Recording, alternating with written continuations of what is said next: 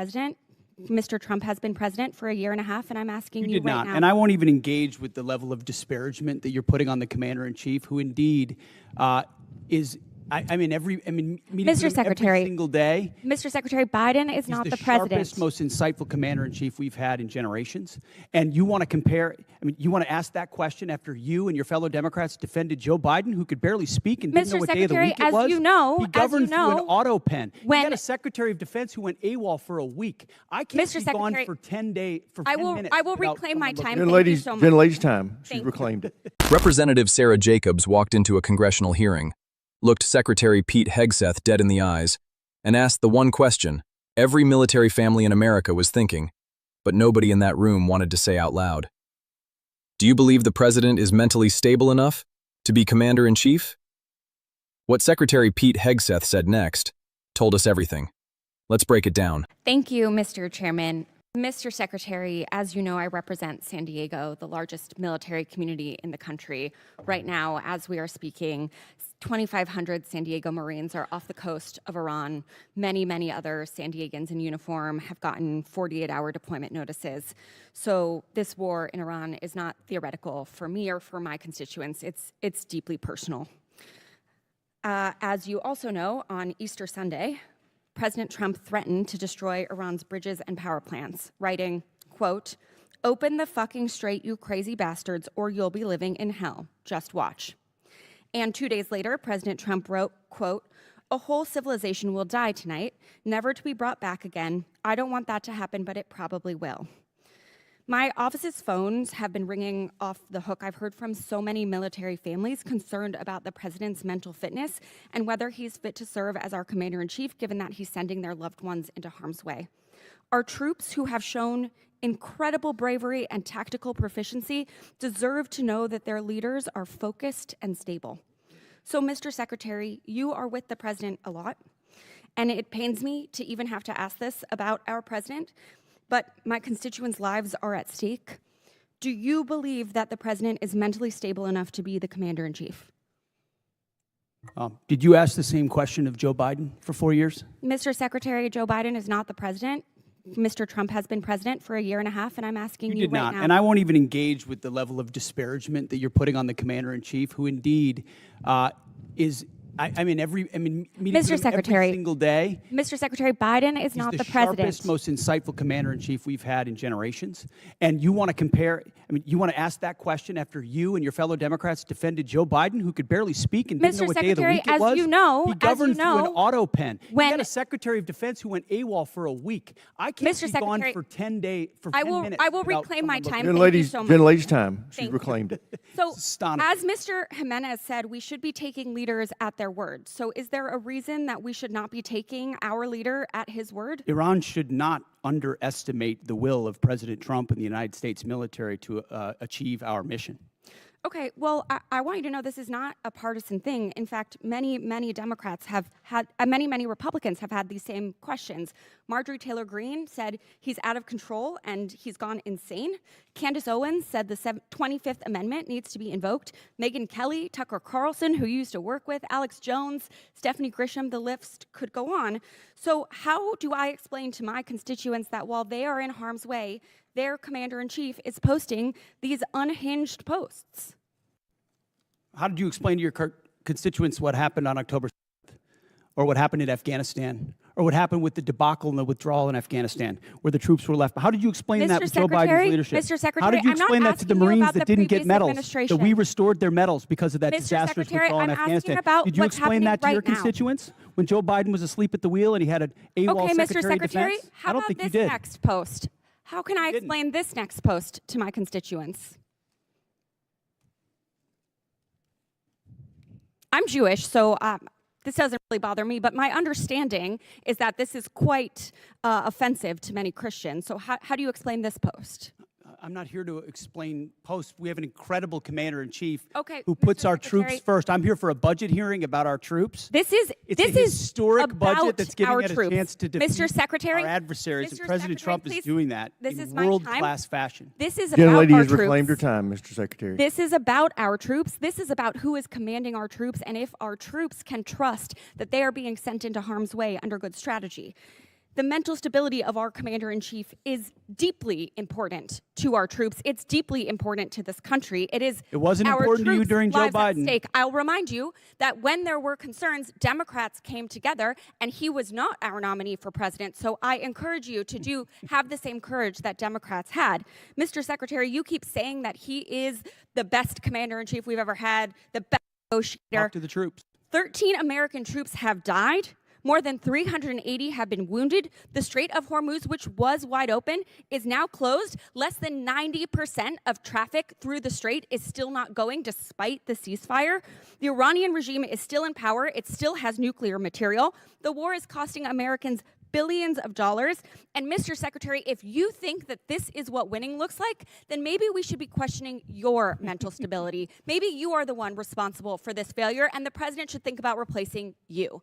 Mr. Chairman, I yield back. Gentlelady yields for the back. wrong Chair, I side, which is recognize not the gentlelady surprising. from Virginia, Ms. Kiggins. First, understand who Representative Sara Jacobs is.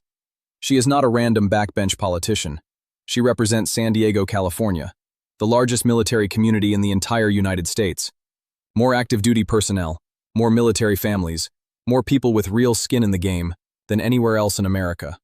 So when Representative Sara Jacobs walks into a hearing, she is not speaking for herself. She is speaking for thousands of families who have someone deployed right now. And right now means right now. As Representative Sara Jacobs sat down in that hearing room, 2,500 San Diego Marines were sitting off the coast of Iran. Not in training, not on a routine exercise, off the coast of Iran, during an active conflict. On top of that, many other San Diegans in uniform had already received 48-hour deployment notices. 48 hours. That means pack your bags, say goodbye to your family, and be ready to go in 2 days. Representative Sara Jacobs looked at Secretary Pete Hegseth and said, "This war is not theoretical for me or my constituents. It's deeply personal." And she meant every word. Now here is what triggered this entire moment. On Easter Sunday, President Trump posted a message directed at Iran. Representative Sara Jacobs read it out loud in the hearing.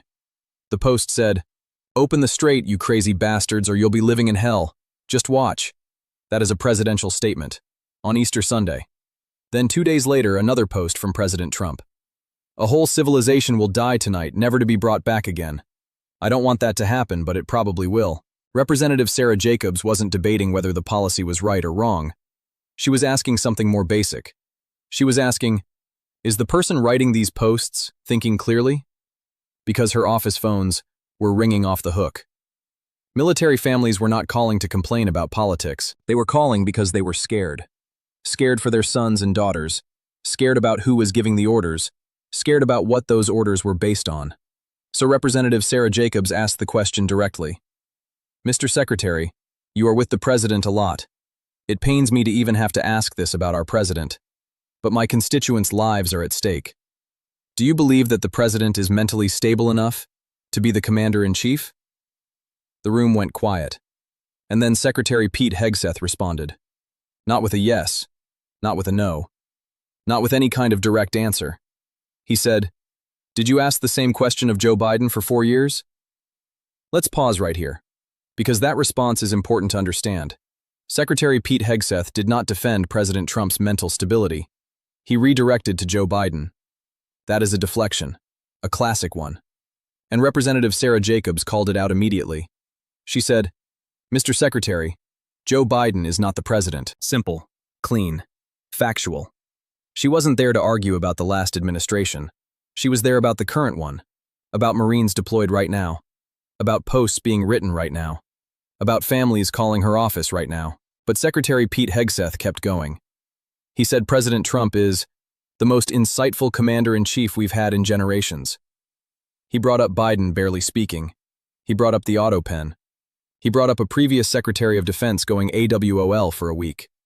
He was throwing everything at the wall. And Representative Sara Jacobs just kept saying, "Biden is not the president." Then Representative Sara Jacobs made a smart move. She took the partisanship out of the equation. Because the moment a question sounds partisan, the other side dismisses it.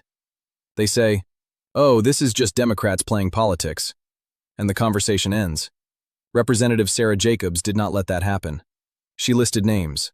Not Democrats, Republicans. She mentioned Marjorie Taylor Greene, who said President Trump is out of control and gone insane.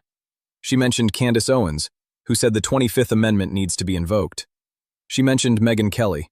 She mentioned Tucker Carlson, who Secretary Pete Hegseth used to work with at Fox News. She mentioned Alex Jones.